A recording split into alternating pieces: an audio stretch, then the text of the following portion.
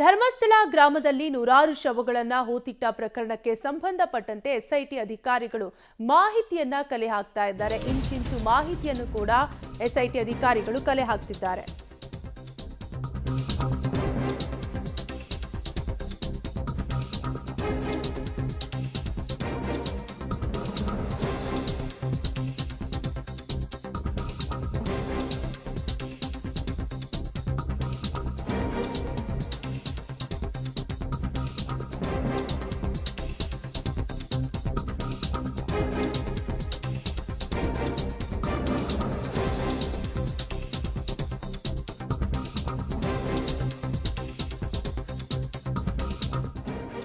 ಧರ್ಮಸ್ಥಳದಲ್ಲಿ ಶವಗಳ ಹೂತಿಟ್ಟ ಪ್ರಕರಣಕ್ಕೆ ಸಂಬಂಧಪಟ್ಟಂತೆ ಟ್ವಿಸ್ಟ್ ಮೇಲೆ ಟ್ವಿಸ್ಟ್ ಸಿಗ್ತಾ ಇದ್ದು ಎಸ್ಐಟಿ ನೋಟಿಸ್ಗೆ ಪತರಗುಟ್ಟಿದ ಬುರುಡೆ ಗ್ಯಾಂಗ್. ಈಗಾಗಲೇ ಎಸ್ಐಟಿ ಸಾಕಷ್ಟು ಜನರಿಗೆ ನೋಟಿಸ್ ಅನ್ನ ಕೊಟ್ಟಿದ್ದು ಪ್ರಕರಣ ರದ್ದುಗೊಳಿಸುವಂತೆ ಬುರುಡೆ ಗ್ಯಾಂಗ್ ಅರ್ಜಿಯನ್ನ ಸಲ್ಲಿಸಿದೆ. ಹೈಕೋರ್ಟ್ಗೆ ಬುರುಡೆ ಗ್ಯಾಂಗ್ ಪ್ರಕರಣವನ್ನ ರದ್ದು ಕೋರಿ ಅರ್ಜಿಯನ್ನ ಸಲ್ಲಿಸಿದ್ದು ಬುರುಡೆ ಗ್ಯಾಂಗ್ನ 4 ಹೈಕೋರ್ಟ್ಗೆ ಅರ್ಜಿಯನ್ನ ಸಲ್ಲಿಕೆ ಮಾಡಲಾಗಿದೆ.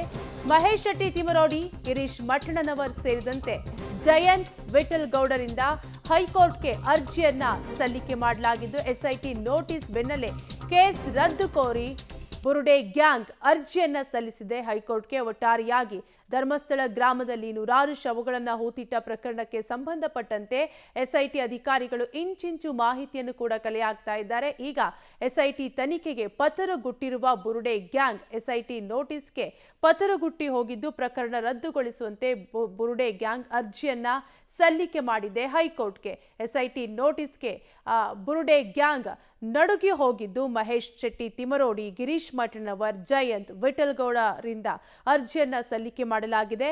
ಎಸ್ಐಟಿ ನೋಟಿಸ್ ಬೆನ್ನಲ್ಲೇ ಕೇಸ್ ರದ್ದು ಕೋರಿ ಅರ್ಜಿಯನ್ನ ಸಲ್ಲಿಕೆ ಮಾಡಿದ್ದಾರೆ 4 ಜನ ಬುರುಡೆ ಗ್ಯಾಂಗ್ನವರು.